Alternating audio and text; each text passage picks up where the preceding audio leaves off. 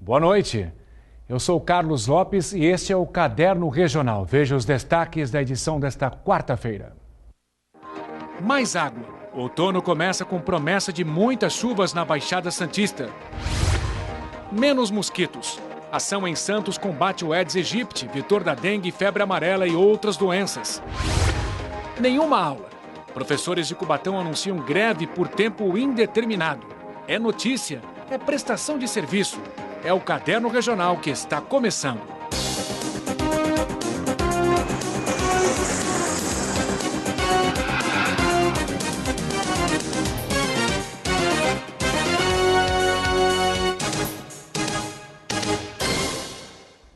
O verão se despediu hoje no Hemisfério Sul, agora há pouco, às 6h58 da noite.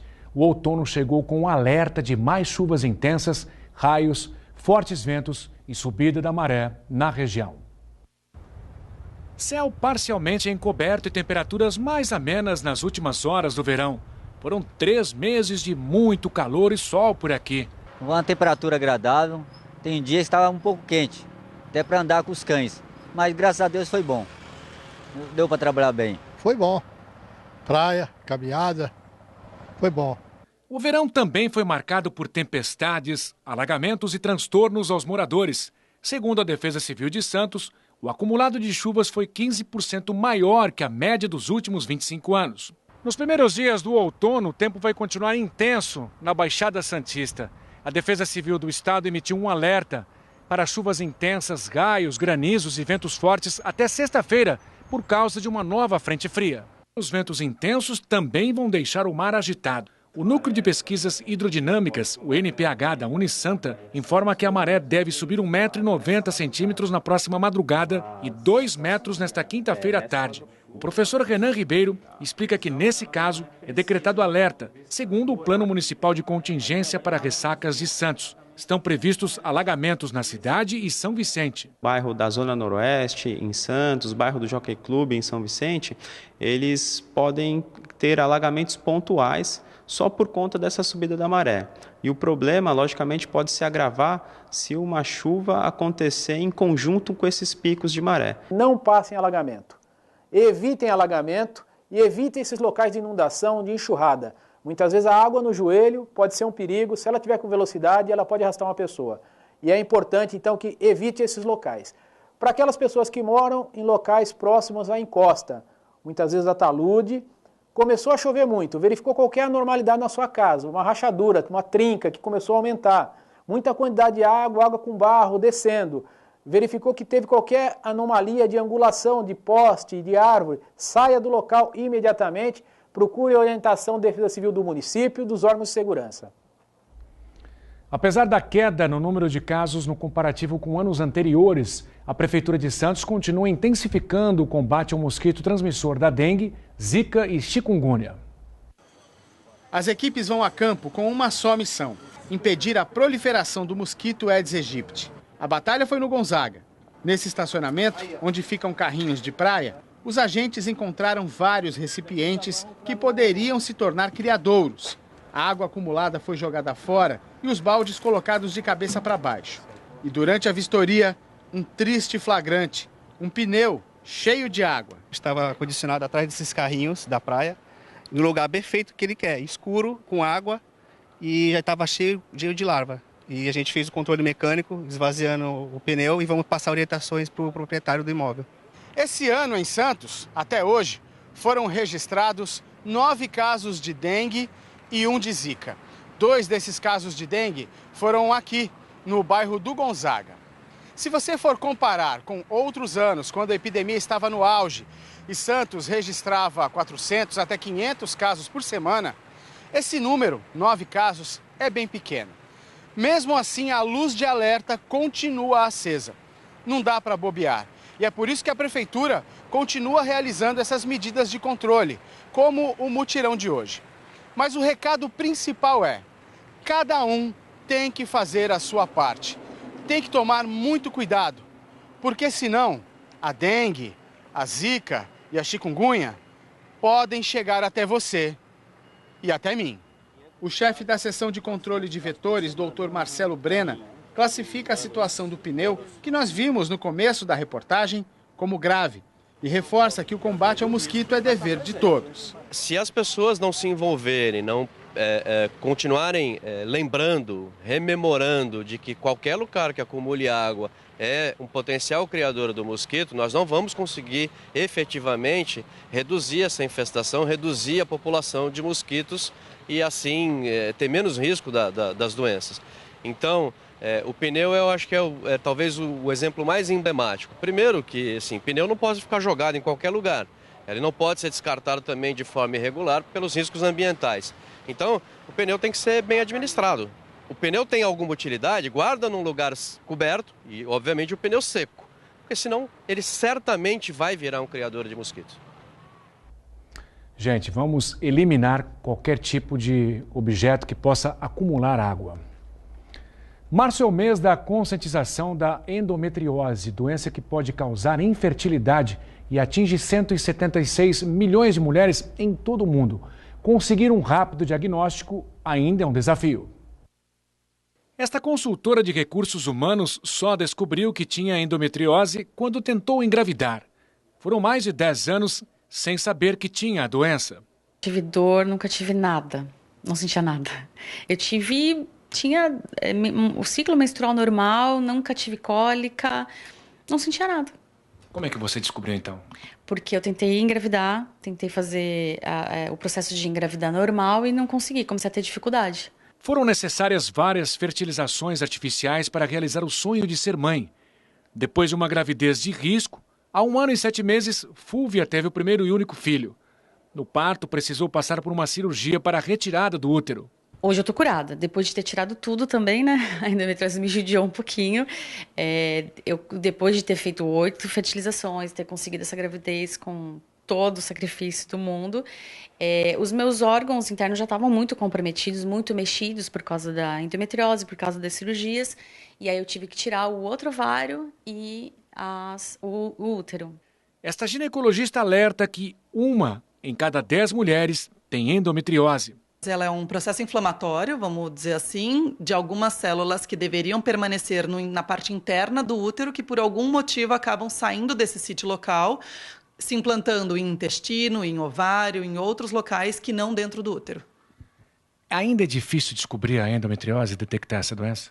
Muito difícil. Na verdade, é que os sintomas que ela acaba ocasionando, ou mesmo o que não ocasiona, as alterações que podem ocasionar pela doença, elas podem ser confundidas com muitas outras coisas. Os principais sintomas da endometriose são dor durante a relação sexual, menstruação anormal, prisão de ventre ou diarreia e infertilidade. A especialista explica que só os exames de rotina não são suficientes para descobrir a endometriose. Em média, o tempo para o diagnóstico chega a 10 anos. A médica lembra ainda que compartilhar informação, o objetivo da campanha Março Amarelo, pode tornar o tratamento muito mais eficiente. A informação é a principal arma de você ir atrás. Não se bastar de, olha, eu tomei um anti-inflamatório agora e melhorou, mas passou 3 horas do anti-inflamatório, já voltou a doer de novo, é uma dor persistente, todo mês eu estou sentindo, todo mês eu estou desconfortada, durante a relação eu estou tendo dor. Tudo tem que chamar a atenção. Tem que chamar a atenção para a gente ir atrás.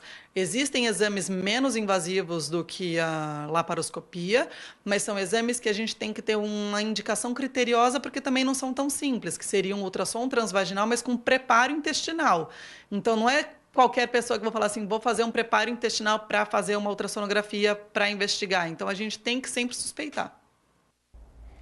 Alan Rocha da Silva, de 27 anos, foi preso em casa hoje pela manhã por policiais civis da DIG no Jardim Monteiro da Cruz, em Vicente de Carvalho, no Guarujá, após cumprimento de mandado de busca e apreensão. Foram encontrados HDs, pendrives e computadores com conteúdo pornográfico envolvendo menores de idade. Todo o material apreendido vai ser submetido ao Instituto de Criminalística de Santos. E em meio a mais um dia de intermináveis filas, hoje foi registrado o tempo de espera de quase 1 hora na travessia de balsas entre Santos e Guarujá. O governador do estado, João Dória, disse que a Dersa, concessionária responsável pelo serviço, vai ser extinta até o fim deste ano. Segundo ele, o problema dos usuários vai ser resolvido com a privatização. No Santa Portal você encontra mais informações sobre este assunto. Já em Cubatão, os professores da rede municipal estão em greve por tempo indeterminado. O motivo seria o corte de 30% de uma gratificação dos salários desde janeiro. O protesto acusam o prefeito de faltar com a verdade. A principal reivindicação diz respeito à perda da gratificação de 30% por nível superior, que aconteceu em janeiro. A categoria cobra do prefeito o envio à Câmara do projeto de lei que retomaria o pagamento.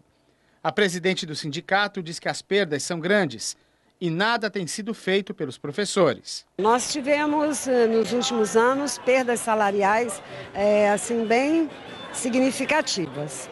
E é promessa do prefeito fazer uma recomposição salarial por conta de uma última perda de aproximadamente 1/3 do salário dos professores de educação infantil e de ensino fundamental 1.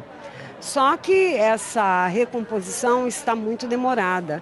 Essa perda se deu em janeiro e janeiro, fevereiro, já estamos no final de março. E os professores estão muito impacientes. As contas não esperam, não é? Patrícia é professora há 20 anos. Ela não esconde a revolta. É uma humilhação até, né? Porque nós estamos lutando por uma coisa que nos é de direito. Eu fiz há 20 anos atrás um concurso, onde existia um edital.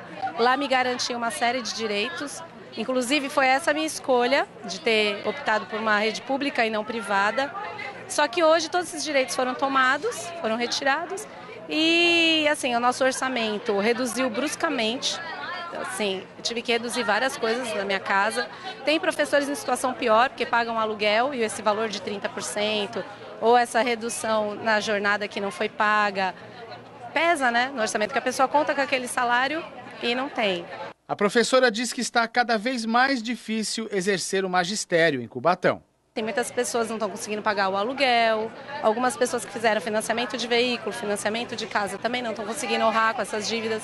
E não tem como você chegar para o banco e falar assim, olha, agora eu ganho 30% a menos, eu não posso mais pagar essa dívida. Então, assim, você ter que se desfazer dos seus bens, reduzir seu custo de vida e continuar trabalhando ali no dia a dia é bem humilhante. Assim, eu me sinto humilhada de vir aqui, até eu falo para os pais, eu preferia estar na minha sala de aula com meus alunos fazendo o meu trabalho, que foi o que eu escolhi fazer. Só que, infelizmente, eu tenho que vir aqui mais uma vez, porque o prefeito faz uma promessa, falou que no dia 15 ele mandaria um projeto para a Câmara, nós ficamos aguardando, paramos, não estávamos mais em paralisação, e no dia 15 a surpresa, que ele não cumpriu com a palavra dele, mais uma vez. As contas de energia vão ficar, em média, 3,7% mais baratas em 2019 e 1,2% em 2020. O anúncio foi feito hoje pelo diretor-geral da Agência Nacional de Energia Elétrica, a ANEEL, André Pipetone. Esse e outros destaques do país você vê agora no Brasil em 1 minuto. A queda no valor será possível porque o governo e a agência fecharam um acordo com bancos para antecipar a quitação de um empréstimo feito em 2014 para ajudar as distribuidoras de energia a pagar o custo extra gerado pelo uso mais intenso das termoelétricas. Naquele ano, o país sofreu com a falta de chuvas e foi preciso acionar mais térmicas. O problema é que a energia gerada por elas é mais cara, porque é feita por meio da queima de combustíveis como o óleo e o gás natural. Em 2015, a ANEEL informou que o empréstimo para socorrer as distribuidoras custaria 34 bilhões de reais aos consumidores. Deste total, 12,8 bilhões se referiam a juros.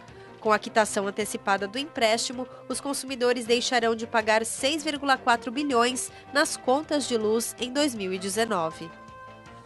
Trecho do inquérito da Polícia Federal que investiga a obstrução da investigação sobre a morte da vereadora Marielle Franco, do PSOL, cita o ex-deputado estadual Domingos Brazão entre os suspeitos de ser um dos possíveis mandantes do crime. Segundo fontes ligadas ao caso confirmaram ao site de notícias UOL, essa é uma das linhas de apuração que constam no inquérito da Delegacia de Homicídios da capital. Até agora, pesava sobre Brazão apenas a suspeita de plantar uma testemunha para incriminar o vereador Marcelo Siciliano do PHS, adversário pela hegemonia eleitoral em áreas da zona oeste do Rio, dominadas por milícias. O Ministério Público Federal denunciou hoje pela 29ª vez o ex-governador do Rio de Janeiro, Sérgio Cabral, na Operação Consigliere, uma das fases da Lava Jato no estado. Segundo a defesa de Cabral, o ex-governador se apresentou voluntária e espontaneamente para esclarecer detalhes deste fato, de modo que espera uma redução de pena ou mesmo que seja concedido o perdão judicial. Cabral responde a outros 28 processos, tendo sido condenado em 9 deles, em penas que somam quase 200 anos. Futebol, a partir das 9h30 da noite, a bola rola pela última rodada da fase de classificação do Campeonato Paulista. Apenas uma vaga para as quartas de final ainda não está definida. O jornalista do Santa Portal, Rodrigo Martins, avaliou as possibilidades. Vamos começar, Rodrigo, por quem tem mais a perder nessa rodada. O São Paulo, que pega o São Caetano fora de casa. O São Paulo vive uma fase complicada dentro da competição, né? O São Paulo ele precisa ganhar o jogo para não depender de outros resultados, para avançar para as quartas de final. Em caso de empate, o São Paulo precisa torcer para o Oeste não derrotar o Mirassol por 4 ou mais gols de diferença. Mas o São Paulo vive uma fase complicada, aí, perdendo jogos em sequência, crise do Wagner Mancini com alguns jogadores do elenco, o goleiro Jean aí que acabou sendo multado, afastado do elenco. E então São Paulo joga hoje para salvar a temporada e para tentar amenizar um pouco a crise que ronda o Morumbi. Vale lembrar que cai em 2, o São Bento já está rebaixado e o São Caetano está nessa disputa para poder escapar, né? Exatamente, o jogo é de vida ou morte para os dois times, tanto para o São Caetano quanto para o São Paulo. Deve ser um jogo bem aberto e o São Paulo aí tem um confronto com um grande ídolo da história do clube, que é o Pintado. De repente pode até acaba sendo o algoz da eliminação tricolor. Pintado, que é técnico do São Caetano. Já o Santos briga pela primeira colocação do Grupo A contra o Red Bull e pega o Botafogo fora de casa. O Santos ele perdeu o último jogo, né, para o Novo Horizontino, mas a campanha do Santos é muito boa. O grande objetivo da equipe do Sampaoli vai ser ficar em primeiro do grupo. Tá brigando aí pela primeira colocação da chave com o Red Bull, que pega o Guarani fora de casa. E o Sampaoli deve testar alguns jogadores aí, pensando já nos jogos do mata-mata e preservando alguns titulares que estejam numa condição física um pouco mais prejudicada. O Corinthians precisa vencer o Ituano e Itu para ser o primeiro da sua chave, e a briga contra a Ferroviária, que tem 1 ponto a menos e enfrenta o Novo Horizontino fora. O Corinthians ele vem crescendo nos últimos jogos, né? O Carille parece ter encontrado ali a formação ideal. Desde o jogo ali contra o Santos, o Corinthians vem fazendo boas apresentações, jogos seguros, e acredito que o Corinthians tem boas chances de ficar com o primeiro lugar do grupo. Já o Palmeiras, né, joga contra a eliminada Ponte Preta em casa e é o que tem a situação mais cômoda dos grandes, dá para dizer dessa forma? Sim, o Palmeiras ele vem de uma vitória aí no Clássico contra o São Paulo e o Filipão vem conseguindo dosar bem o elenco, girar os jogadores e está conseguindo fazer com que todo mundo jogue. Foi uma fórmula que deu certo ano passado no Brasileirão e o time vem se mantendo bem no Paulista. Tem tudo para entrar aí na fase do mata-mata como um dos grandes postulantes ao título. Vale destacar que se classificar em primeiro garante somente o direito de mandar o segundo jogo em casa nas quartas. Não tem vantagem do empate, não é isso? Isso, exatamente isso. O mata-mata vai começar já no final de semana e a vantagem que as equipes vão ter é de jogar em casa e poder fazer valer a boa campanha que tiveram na primeira fase no mata-mata jogando em casa. E os pontos continuam sendo somados ao longo das quartas de final, né? Sim, quem obtiver mais pontos até o final ali da semifinal vai ter essa vantagem na decisão de poder jogar a última partida com o seu mando de campo. Para a gente finalizar, né, pela Série A2, a Briosa entra em campo contra o Taubaté, também agora à noite, depois da grande vitória contra a Inter de Limeira fora de casa. Qual a expectativa? Bem, a Briosa vem embalada na competição, o técnico Sérgio Guedes vem conseguindo crescer essa equipe, a equipe vem conseguindo apresentar um futebol melhor e a Portuguesa pode até terminar essa rodada na primeira colocação, tudo vai depender dos outros jogos da rodada. O Água Santa que recebe o Penapolense em casa e o 15 de Piracicaba que visita o Votuporanguense.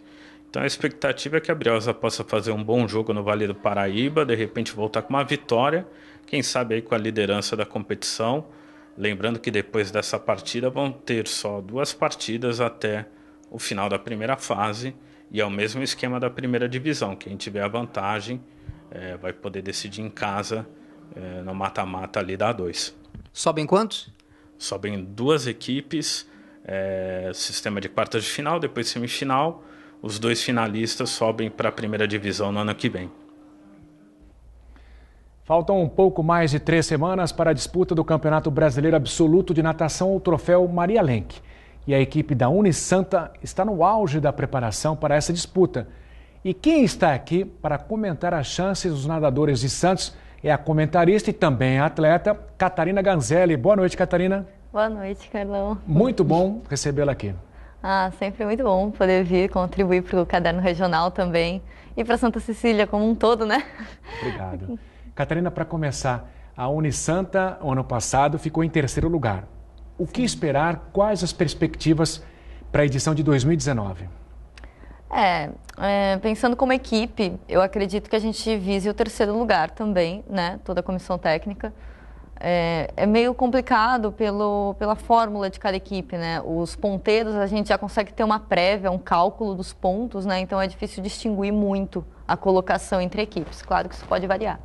Mas o maior foco mesmo é a seletiva olímpica, é o que o Brasil está vendo, né? Agora 2019, falta pouquinho para 2020, e essa competição vai estar valendo o índice e também outras seletivas super importantes, como o Mundial Militar Pan-Americano e o Mundial de Piscina Longa, que vai ter no final do ano também. Em termos individuais, o que você pode destacar? Os nossos principais atletas, treinando aqui na Unisanta, a Gabriele Roncato, que foi a caçulinha da nossa última seleção olímpica, ela que entrou no 4x200 livre na ocasião, pretende estar nadando novamente essa prova, mas ela quer fazer índice de provas individuais agora, né? Ela pode ser o legado da Joana Maranhão nas provas de medley, então ela está treinando muito forte para tentar fazer o índice dos 200 e 400 medley. Ela que já é nascida aqui em Santos, nadou desde pequenininha, poucos anos, fez escolinha, né, na Unisanta, tudo. E está treinando muito focada, fazendo um trabalho assim realmente impressionante para quem acompanha os treinos diários dela. Fora isso, nós temos muitos atletas em São Paulo também nos representando. O Léo de Deus é forte candidato para nadar mais de uma prova no Pan-Americano, no Mundial. E também quer estar tentando o índice olímpico, principalmente no 200 borboleta, que é a prova principal dele. Ele também foca bastante no 200 costas e em uma conversa ele veio citar que tem interesse no 4x200 livre também, que é uma prova que ele deixou de nadar, né, os 200 metros livre. E o Brasil, ano passado, bateu o recorde mundial no Campeonato Mundial de Piscina Curta. Agora nós estamos em piscina longa, que é bem diferente. Mas, assim, todos os brasileiros abriram os olhos para tentar uma vaga nesse revezamento, que já está, assim, como recordista mundial de curta, né? E o Léo, que é especialista de 200 borbo, fala que vai tentar encarar essa vaga aí, mas é o maior desafio para ele. Além disso, nós temos também o Ítalo Manzini, atleta que ficou muito famoso por desbancar o César Cielo em 2016, ele que classificou para o 50 livre. Fala que é a prova principal dele, poxa, eu estou focando nessa só, acho legal me concentrar em uma, não desprender tanto a atenção, o foco dos treinamentos para os 100 metros, que também é a prova olímpica, que ele nada muito bem. E lógico, né, para quem é velocista, vale os revezamentos 4x50 livre, 4x100 livre, e o nosso masculino é muito forte. Mas vale lembrar que a prova de 50 livre foi a que teve mais atletas fazendo índice aqui na última edição de seletiva olímpica do Brasil. Então, essa prova tem que estar entre os 2 primeiros. Não é só fazer a marca do índice, como é o caso do Léo de Deus, da Gabi, que talvez não tenham tantos atletas alcançando o índice olímpico no Brasil. E o Nicolas Santos também, nosso recordista mundial, perguntei para ele, vai arriscar o 100 borboleta? Ele falou, olha, estou fazendo um pouco o meu treinamento, que ele foca sempre nos 50. Mas os 50 metros estilos, eles não são uma prova olímpica, apesar de ser uma prova oficial de mundiais. Ele já é campeão mundial, recordista mundial dessa prova, e vai estar nadando um novo modelo de competição que a Federação Internacional lançou, que é o FINA Champion Series, onde são chamados só campeões e recordistas mundiais. Vai acontecer em 3 países, em 3 meses seguidos, se eu não me engano é abril, maio e junho, eu não sei se a última etapa é em julho. E aí ele vai estar focando bastante nessa competição também, que não é uma prova olímpica, mas é a especialidade dele, que ele já treina há anos e é recordista mundial. Então ele vai estar tentando entrar tanto no Mundial de Longa como nessa prova que a FINA está lançando.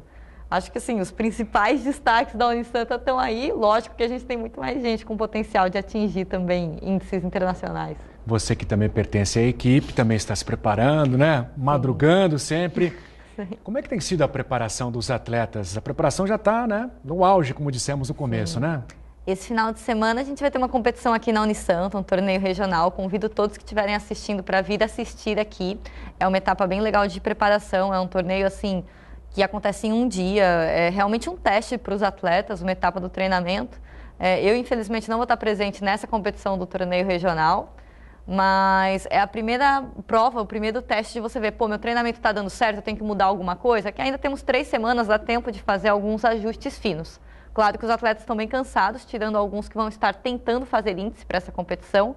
E depois, no primeiro final de semana de abril, teremos mais uma prova nesse modelo de um dia, um sábado, aqui na Unisanta mesmo. E aí encaramos logo o campeonato, todo mundo descansado, sem estar fazendo musculação. Agora a gente está numa fase onde a parte de academia de peso está bem pesada, né? A preparação física está bem exigente, então você já cai na água para fazer o seu treinamento com aquele cansaço da outra parte, né? Então os tempos não saem tão bons assim, mas faz parte da periodização, né? Da semana de específico que a gente está, para depois entrar no polimento, que é aquele descanso que a gente faz antes das provas. Catarina, quem consegue bons resultados? O Maria Lenk se classifica para outras competições. Como é que funciona isso, essa pontuação? Na verdade, na piscina acontece índices, que é o que é diferente da maratona aquática, que é a minha especialidade, né? Inclusive, teremos uma prova de maratona aquática no Maria Lenk, vale lembrar, porque a gente já tem o Vitor Colonese e a Ana Marcela brigando por vaga olímpica no Mundial do final do ano, mas antes tem Pan-Americano, tem Mundial de Piscina Longa, né, que na verdade é o Mundial de Esportes Aquáticos, envolvem todas as modalidades aquáticas.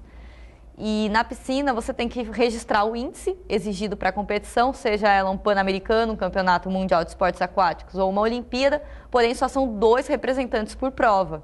Então todos os atletas eles vão ter que estar brigando consigo mesmos para alcançar uma marca para poder estar integrando na seleção. Para encerrar, gostaria que você falasse do seu e-book que você está lançando, já foi lançado, né? Sim, eu convido todos que gostam de maratona aquática, gostam de uma leitura leve, rápida, fluida, para acessar o meu site www.catarinaganzelli.com.br e adquirir o meu e-book e saber todas as dicas para você poder nadar no mar, para você se sentir empoderado e livre e ter uma boa navegação. Enfim, falo de provas também que tem aqui no Brasil, é bem interessante, o pessoal tem gostado muito e eu ficaria muito feliz. O pessoal dá esse prestígio para esse trabalho que eu fiz com tanto carinho e amor desde outubro. Catarina, muito obrigado. Boa sorte para você com o seu e-book. Também sucesso na prova para você e toda a equipe da Unisanta. Gratidão. O Caderno Regional de hoje fica por aqui. Você continua bem informado sobre Santos e região acessando santaportal.com.br. Obrigado pela companhia, uma boa noite e até amanhã.